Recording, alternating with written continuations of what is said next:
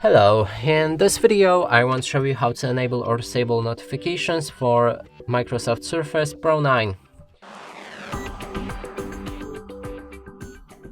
And to do this we'll need to open our Start, then head on to the settings.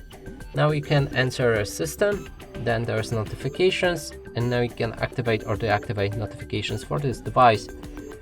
But when it's activated, you can adjust where the sources of notifications like battery saver, settings, Windows Hello, Microsoft Store, Startup app notification.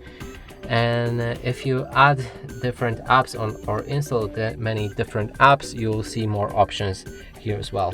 And that's it for this video. Hope you like it. Please consider subscribing to our channel, leave a like and a comment below.